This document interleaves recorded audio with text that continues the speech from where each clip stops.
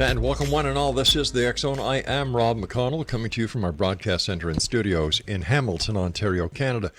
If you'd like to send me an email, xzone@xzoneradiotv.com, on all social media sites, X Zone Radio TV, to find out about our broadcast schedule on the X Zone Broadcast Network, www.xzbn.net, and for our broadcast schedule on Simul TV on the X Zone TV channel, www.simultv.com. Well, it's that time of the month, X Zone Nation, when we bring back the one and only Lady Ashley, the White Witch of Niagara, here on the show. And today, Ashley is going to be talking about a number of things. We're going to be talking about August magic, good luck, prosperity, health, wisdom, and the dog days. Joining me now from someplace hidden from view in the beautiful town of St. Catharines, Ontario, is our good friend, Lady Ashley. And Ashley, always great having you with us, my dear. And thank you, as always, for having me. So what's new in the world of geology before we get back to the X Zone part? Oh, we did some fabulous collecting trips and just got some of the best stuff in the whole world, and got some beautiful marbles, soapstone talc.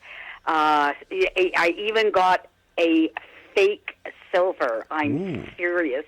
It was so funny. I looked at this rock and I went, "You're not metallic, but you sure look like silver threads." And I just thought, I got to collect it just for the heck of it. Oh my gosh! And for those listeners who do not know what Ashley and I are talking about, Ashley is part of would it be a geological society? It's Geology Club, yeah. Geology Club in Niagara. And do you want to give our listeners their website? Come on. It's NPGS, which stands for Niagara Peninsula Geological Society. Just look up NPGS. You'll find us. Yeah, that's the best way to do it. Yeah. We pop up in the first 5, 6 things. Oh, excellent. Yeah. Excellent. All right, Ashley. August. What can you tell us about August from the witch's point of view? Well, as you said right at the very beginning, it's considered the month of good luck, prosperity, health, and wisdom. And for a number of reasons, because it's perceived somewhat differently in the northern hemisphere as compared to the Mediterranean hemisphere and the southern hemisphere. But all of the things that people have done in the month of August for thousands of years all are to do with, do I have good luck here? Right. Am I going to have prosperity and thereby health? And have I made wise choices? And so therefore do I have wisdom? And that's why August is a very important month for that. And I know we're at the very, very end of August, but it starts, like for the Northern Hemisphere in particular, it starts with Lammas or Lunashwa, which are the bread festivals, because August is when the first grains or the early grains start to ripen, and everybody starts making bread. And, of course, almost all of the Lammas loaves are braided, and that's a common theme, is to braid. And that means that you're putting together that good luck, prosperity, health, and wisdom. Oh, so that's what the braid signifies. So that's what the braid signifies, the good luck, prosperity, health, and wisdom. Yeah, cool. And of course, and even though it sounds like, people are going to say, this is witchcraft, this is Wicca. The harvest festivals in the northern hemisphere, and then essentially what are the coming of the rains or rivers flooding in the Mediterranean hemisphere, and then, oh, look at that, there's a star in the sky that we can use to navigate. And I am going to get back to that star in the sky that we navigate, and that one is in the southern hemisphere. but it is certainly in the northern hemisphere. It is the first harvest of all of the harvests. So you're getting your grains, your wheat, your corn, all kinds of vegetables, all kinds of berries, apples, grapes, and honey, because the bees are busy, or have been very, very busy. And of course, you start canning and drying and preserving and storing, so that it's going to help you get through the winter, and it sets you up. Now, one of my favorite things about August is that's when most of the salmon spawn. And that therefore becomes very, very important for the hunter-gatherer societies, which were before the agricultural societies. So the salmon start to spawn in August, and people are going, yummy fish. And of course, a lot of your wild crops ripen as well. So there was big gathering, prior to agriculture. Now, ancient Egypt, that's when the Nile floods. And of course, that's when all of the rains, happen further south. And the Nile just comes flooding, and it's that life-giving black gold silty waters that just created this huge bounty for people to plant. And of course, that caused the rise of a great civilization, because I think Egyptians are totally cool. Oh, they are. And basically, August heralded their new year and their planting, quote unquote, spring season, even though practically no one in the northern hemisphere would ever go, August, spring, really? That is true. And in fact, this morning when I went outside and had my coffee before I came to the offices, I could actually feel the fall in the air. There was that feeling that, all right, the seasons are going to start changing. Then when I went on my walk, I noticed that a number of the maple trees were starting to change color in the leaves. Like, where did summer go? Oh, I thought it was a great summer. But yes, it's true. Summer is getting towards its end. And of course, just in the last couple of days, the Farmer's Almanac is threatening, threatening or predicting a really, really cold winter this year. And if it's true, I am not looking forward to the winter. Well, cold is one thing, but when it's laced with snow, and listen, the Niagara Peninsula can really get some bad storms. I remember them well. True. But, if it's cold, that's one thing. But if you get the snow that comes with it, and, you've got the lake effect between Lake Erie and Lake Ontario, it will be pretty hard. In fact, I noticed earlier this summer, the squirrels around the house were already gathering their supplies for the winter. And I said, this can't be good. Yep, and that's what they do in August. And in fact, on one of our rock collecting trips, we actually did see a very, very fat groundhog. And I'm just standing there looking at this groundhog, and I'm thinking, yeah, you're getting ready for winter, and it's like really nice and rotund, and it was chomping away, and its cheek pouches were filled, and of course you always see chipmunks. Sure. I mean, like their big blown up cheeks. That's nuts that they've gathered, and they just stuff their cheeks to like the ends of the earth. They're just amazing, But I looked at that groundhog and I thought, wow, you are definitely representative of August. All right. It was so fat. It was just so beautifully fat. The groundhog was munching, saying, "Oh, all right, Ashley, what do you have? What do you have in that bag? Come on, Ashley, I know you've got something good there." Now, August isn't always perceived as the best month. All right, what we're going to do, Ash, we have to take our break, so please stand by. We're going to do a bit of a cliffhanger here. Exonation, Lady Ashley is our special guest, and her email address is ashleysmagic@gmail.com. That's ashleysmagic@gmail.com. And Ashley and I will be back on the other side of this break, talking more about August magic, good luck, prosperity, health, and wisdom, and of course, the dog days of August. I'm Rob McConnell. This is the X Zone, a place where people dare to believe and dare to be heard. And you're listening to us around the world tonight on the Talkstar Radio Network, iHeartRadio, Mutual Broadcast Network, X Zone Broadcast Network, as well as on Simul Radio and Simul TV. We'll be back on the other side of this break. Don't go away.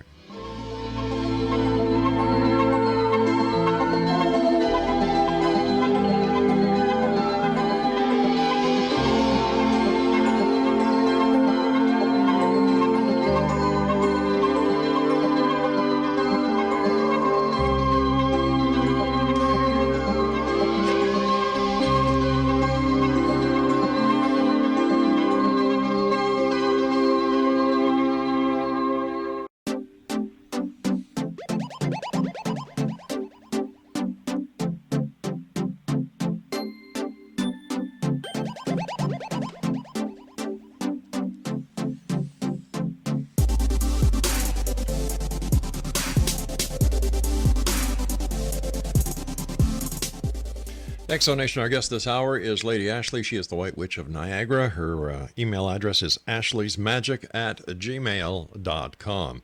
And Ashley, before we went to the break, we were talking about, the exploits of your geological society. And this last time you and your fellow rock collectors were out there, you noticed this, this rather robust groundhog. And we were also discussing how August is traditionally the time of animals that are starting to, gather their wares for the winter. And what else is August known for?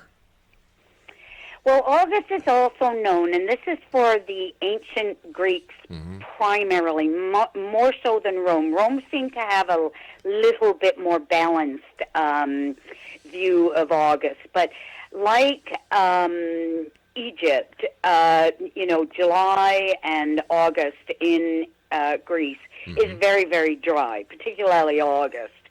And of course, so the ancient Greeks didn't exactly perceive August as the best month because you got this very hot and dry weather, which of course means drought. And then of course you've got lots of unsettled weather, intense thunderstorms, and we experienced certainly some very intense thunderstorms here in Ontario. That's right. We may have been drought-ridden here, kind of, in St. Catharines, but a good portion of Ontario got hit.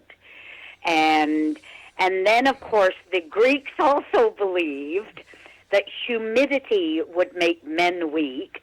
Well, not surprising, humidity, sort of, we all go, can we just sit down? Exactly. But humidity arouses women, according to the ancient Greeks, and really, quite frankly, for all that I love the ancient Greeks for the many gifts that they gave us, they also didn't have too high an opinion of women, and they were.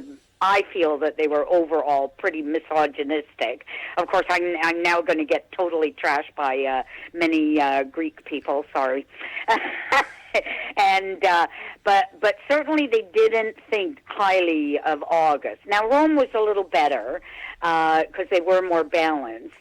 But once the rain started, everybody, of course, started getting happy, and of course, in ancient Greece, that's when you also planted, your crops that would go through the winter.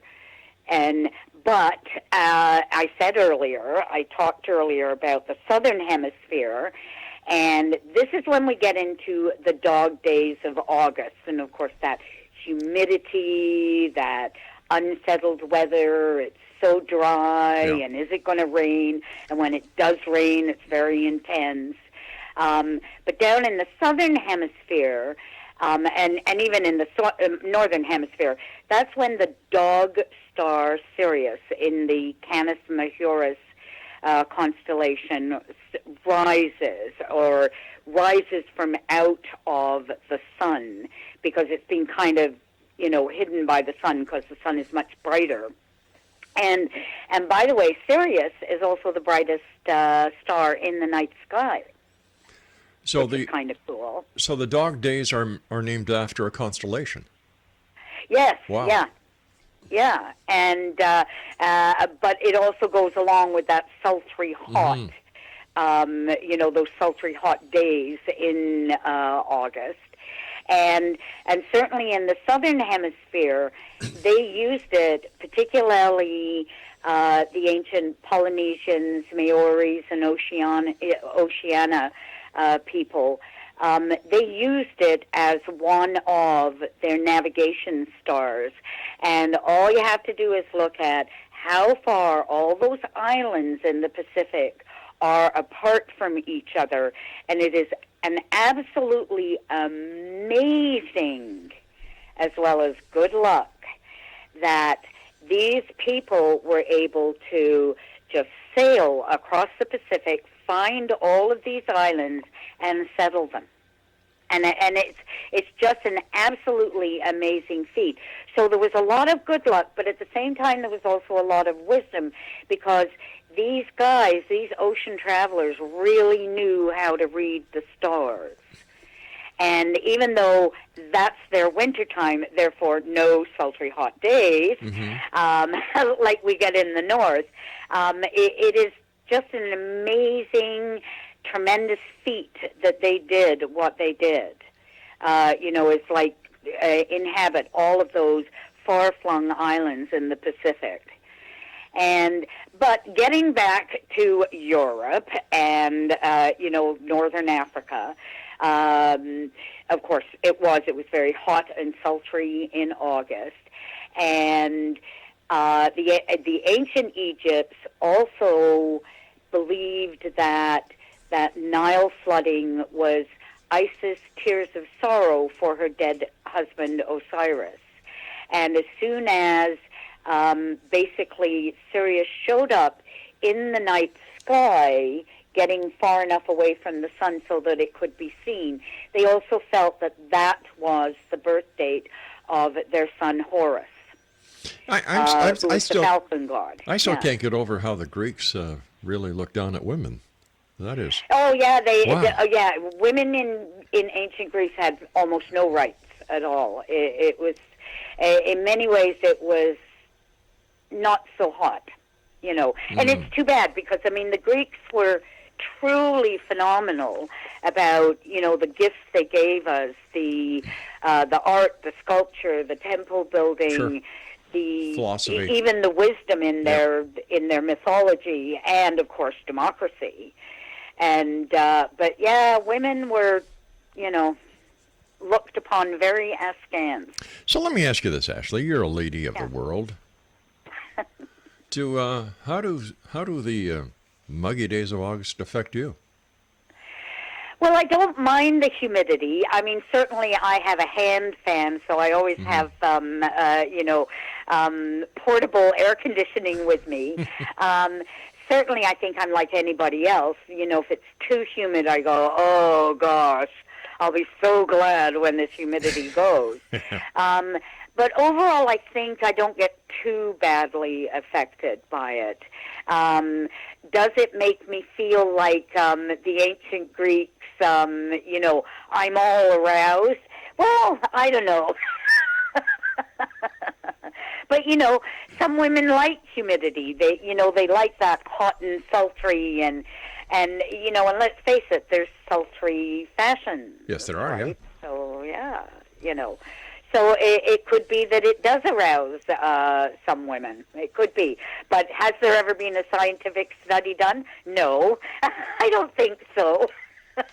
I can just see the classified wanted women who are sultry or not to be tested about how humidity affects their libido. Yes, yeah. That would probably be an interesting study, actually. Well, there's food for thought, Ashley. Maybe we should conduct it in the pure nature of science. No, okay. It was just an idea. It was just an idea.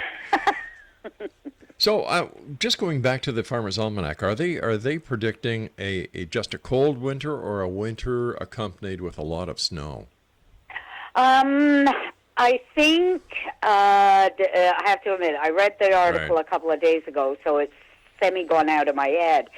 Certainly very, very cold, and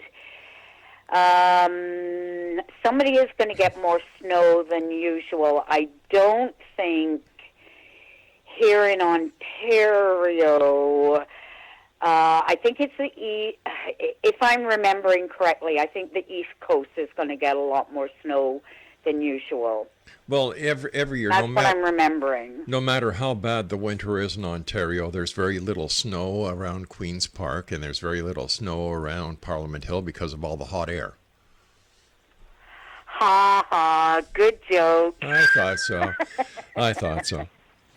How do Wiccans and witches prepare for the upcoming event? Get ready for winter. Well, certainly the harvesting, and because I think a lot because we're so nature conscious. Yeah, we're doing some kind of harvesting, some kind of gardening throughout the year. The other part of it is things like canning and drying. Like certainly I like to can in August and September. Do I have a garden big enough to produce that? No, so I have to go to the store. But I usually go to, the local market. Mm-hmm. And but another thing that's also funny, cool about August is, of course, being a number of grains are ripening in August and grapes are ripening in August. Of course, that's perfect time to make beer and other alcohols and wine. And so very often when you're doing any kind of celebration in August, whether it's, the beginning where you're doing Lammas or you're doing the full moon or you're doing the quarters, you're going to raise your arm. All right, Ashley, stand by. You're going to take a sip of something. Sure, Ashley, stand by. We've got to take our news break. Exo Nation, Ashley, the White Witch of Niagara, is on the line tonight with us from her home in St. Catharines, Ontario. Her email address is ashleysmagic@gmail.com, and Ashley and I will be back on the other side of this break as we continue hearing the X-Zone from our broadcast center and studios in Hamilton, Ontario, Canada.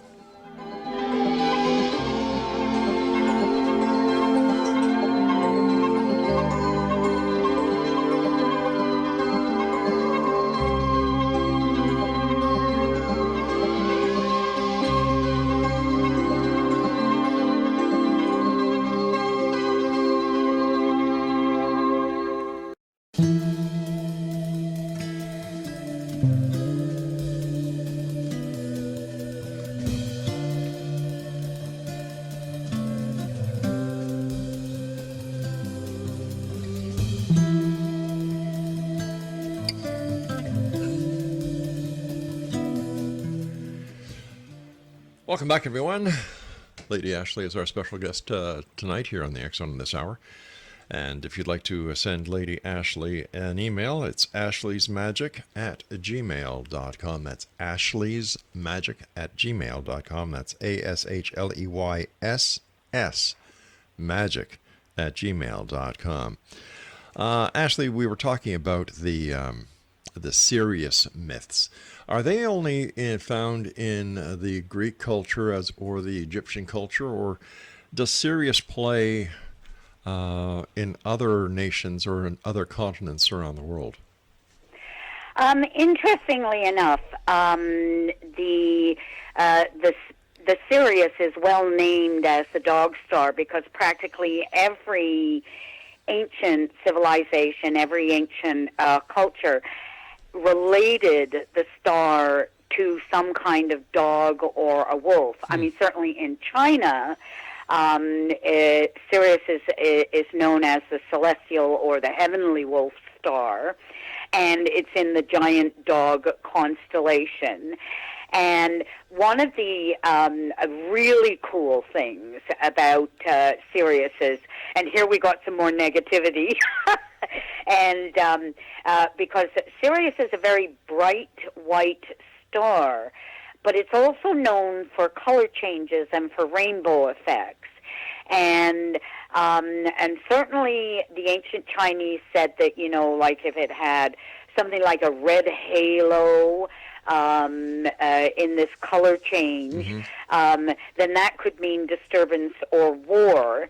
And so when you relate that then to, you know, a lot of ancient mythologies, the dog star was also, not only was it keyed into, you know, crops harvesting, it also was keyed into, you know, this might be wartime as well. And then if you, you know, if the star went, with the rainbow thing, if it had a lot of red horns, again, that could mean invasion.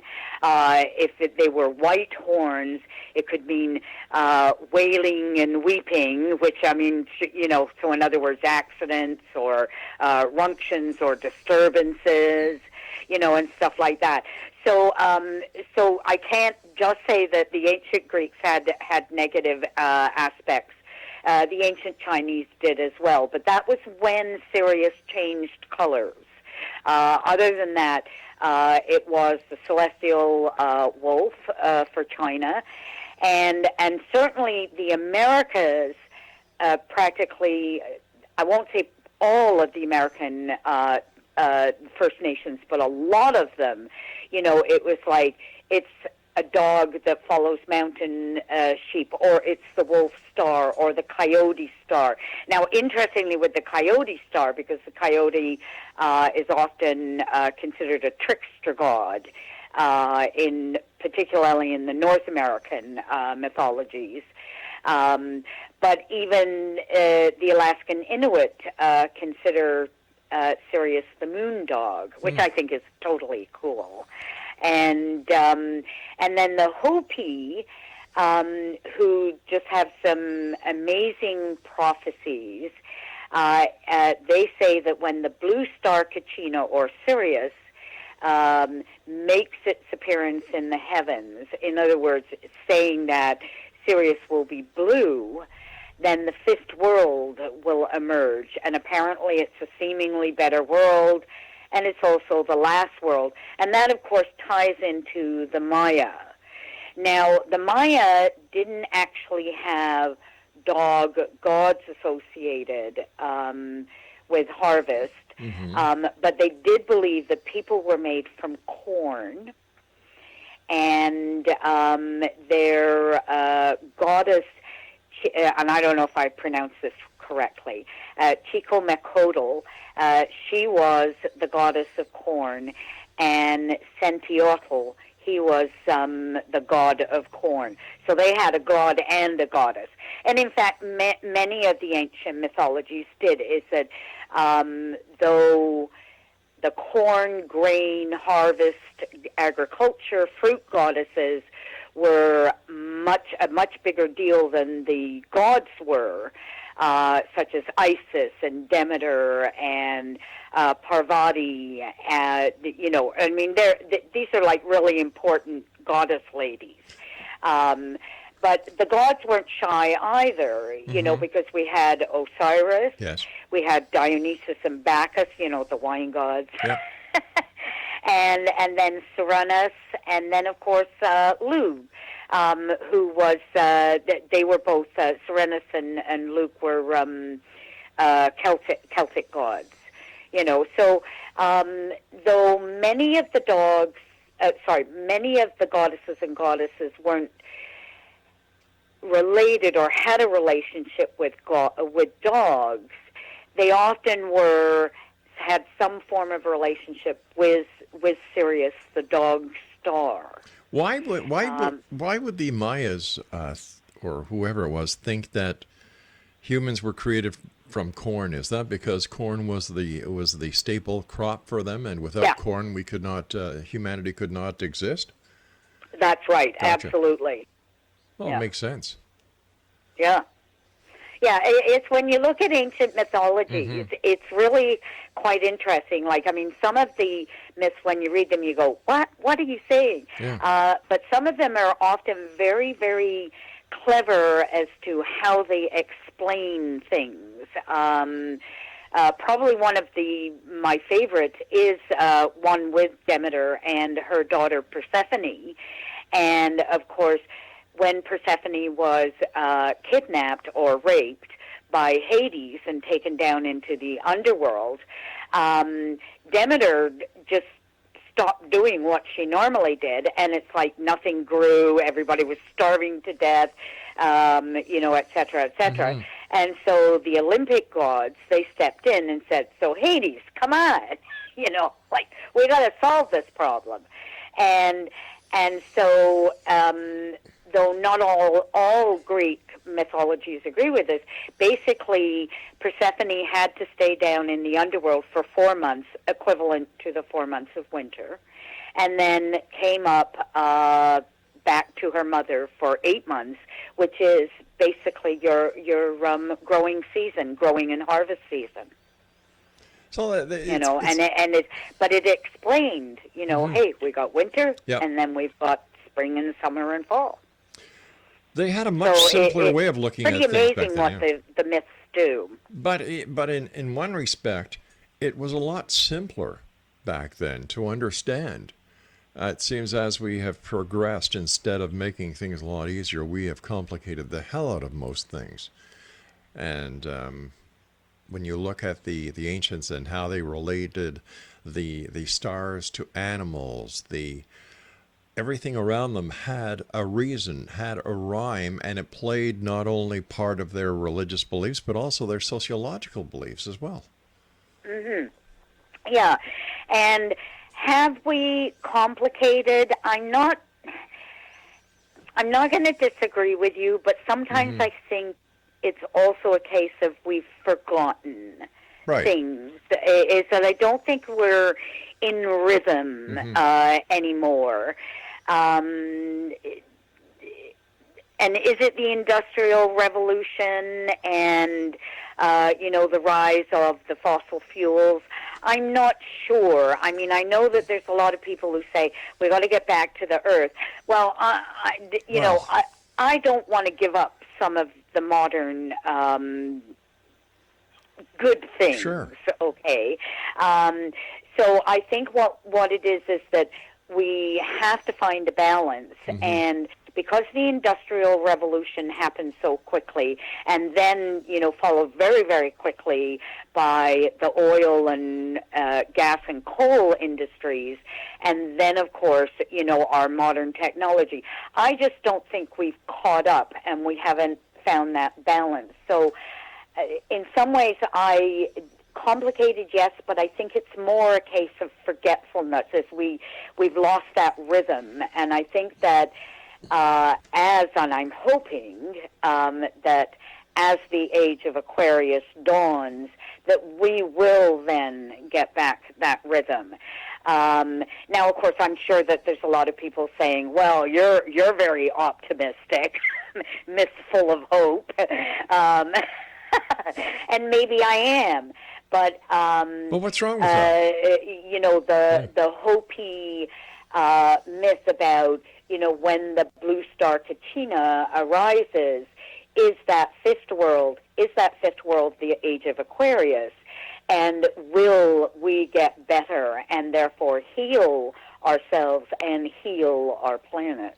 Well, you know what? There's nothing wrong with being hopeful. In fact, it's the people like you who spread the hopefulness, who are making a positive difference in this world. There's too much negativity. And I agree with you, Ash, that we have to look back in time to see what worked and what didn't work. And we need to learn more from our past mistakes, as well as learn from what has been right for us and implement that into the world today. Ashley, stand by. You and I have to take our final break for this hour. And Exonation, if you'd like to send Ashley an email, her email address is ashleysmagic@gmail.com. That's ASHLEYSSMAGIC gmail.com. And Ashley and I will return as we wrap up this hour here in the X Zone on the other side of this break. Don't go away.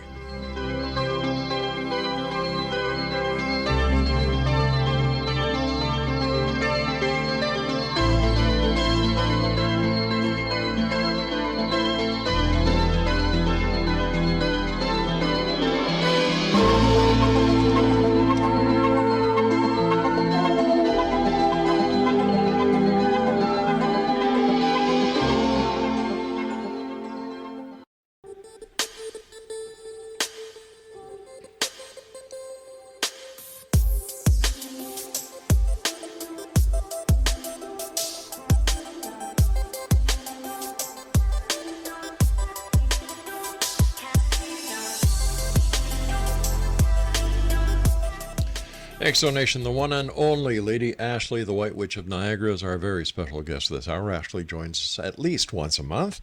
And if you'd like to send Ashley an email, if you have questions, or if you'd just like to suggest topics that Ashley might do here on the show for you, her email address is ashleysmagick@gmail.com. That's ASHLEYSSMAGIC@gmail.com. First of all, Ashley, so great having you with us each and every month. I look forward to our chats. I miss the old times when you used to come down to the studios at 610 CKTB and join us. But it's great having you back here with us where you belong here in the X Zone family. Thank you. So, Ashley, as a white witch, when it comes to, if my memory serves me correct, you and I once discussed the myth or the connotation of how or why witches apparently flied, and it had a lot to do, if I'm not mistaken, with the corn stalks. Well, yeah, because but it was also wheat sheaves. Because and because it was brooms more than anything, and certainly corn stalks were used as corn came over to Northern Europe. Mm-hmm. Once the New World was discovered. Because basically up until that point, there was no such thing as corn, despite the word corn being used in the vernacular. Corn, as in maize from the New World, didn't happen until the New World was rediscovered.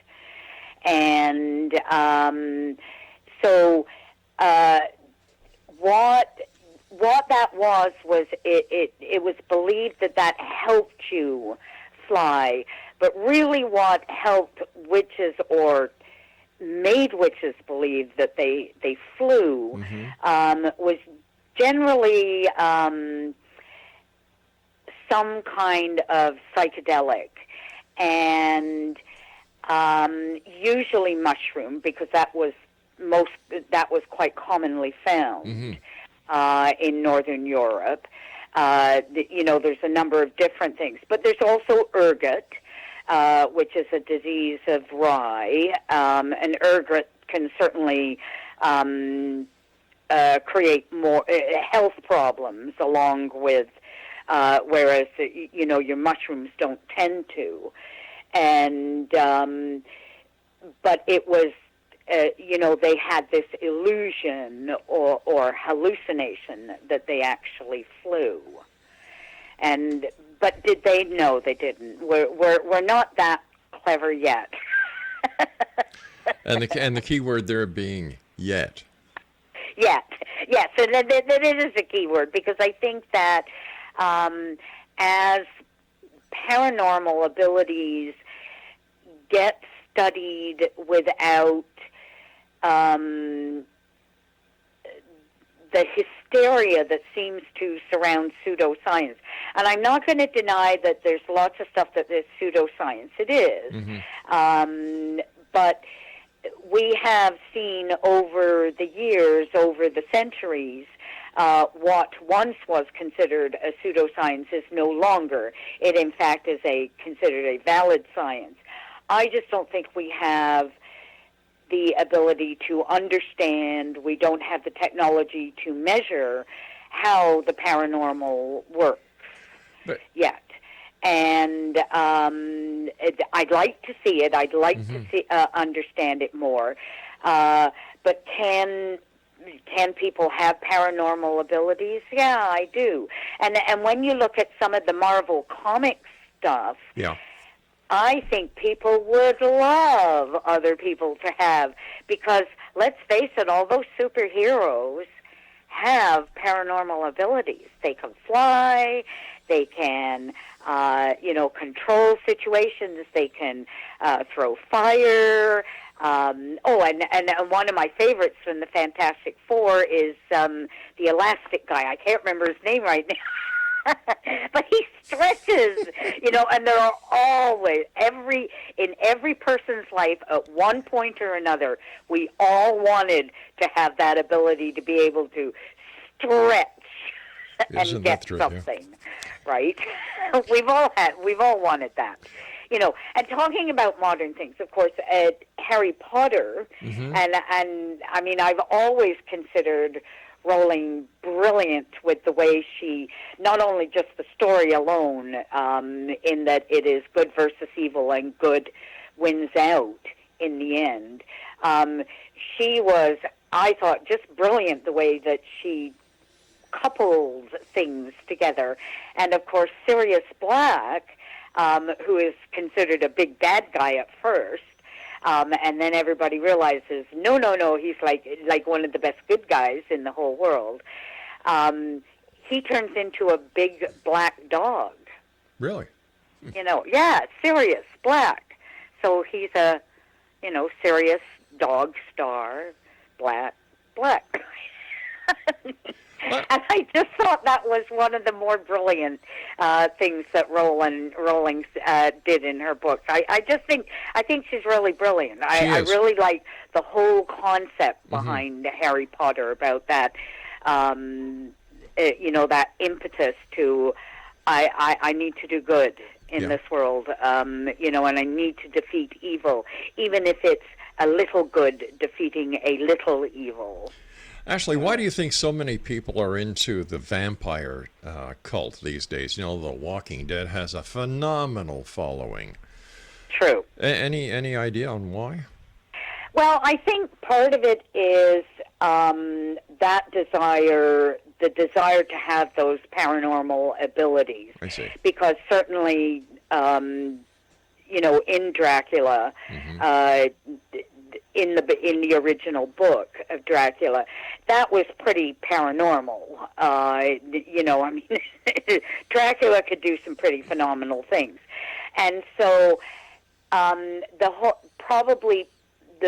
big part behind the vampire cult is that they're seeing it as, I am empowered. But it's also a form of rebellion, and a lot of us do want to rebel, because, just going back to, we seem to have lost touch with the rhythm of things. Right.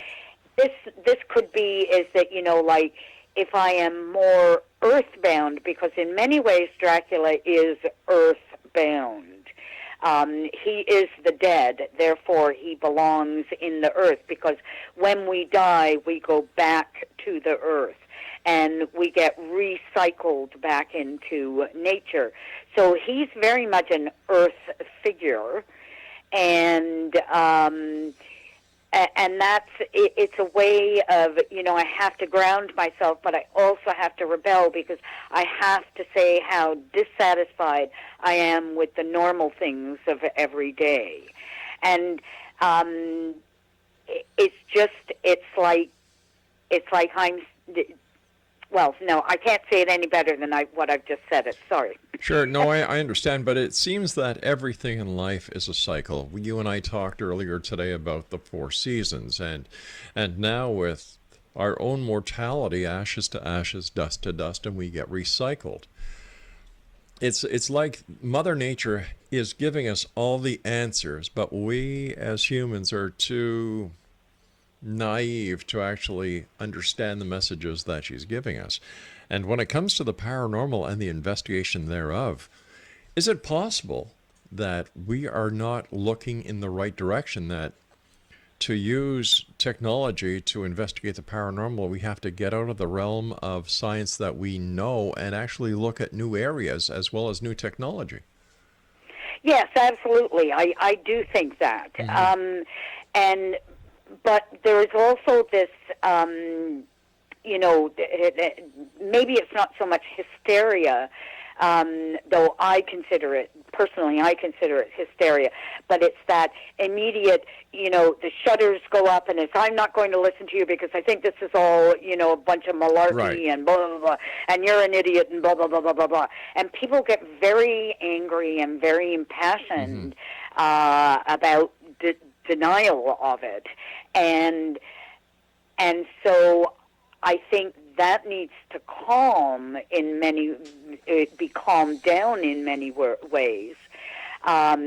Certainly, the stuff that they did in parapsychology back in the 30s and 40s and 50s, when you look at the stuff that they did, though there was definitely issues and problems with a lot of what they did, and of course, a lot of the conclusions that they came to got trashed. There at least was no hysteria, or very little hysteria involved in parapsychology, and it wasn't really considered a pseudoscience. It was considered, this is a good way to look at this scientifically, and let's see if there is something there. Well, Lady Ashley, I hate to do this to you, my dear, but you and I have to say so long for tonight. You're going to be back within the next month or so. And yes. Always great talking to you. Do me a favor, take care of yourself. And you'll never know how happy everyone here in the X-Zone, as well as the X-Zone Nation, is to have you back where you belong, here on the X-Zone. Thank you. You take care of yourself, my dear friend. And X-Zone Nation, if you'd like to contact Lady Ashley, her email address is ashleysmagick@gmail.com. That's ASHLEYSS magick@gmail.com. I'll be back on the other side of this break as we continue here in the X-Zone from our broadcast center and studios in Hamilton, Ontario, Canada. Don't go away.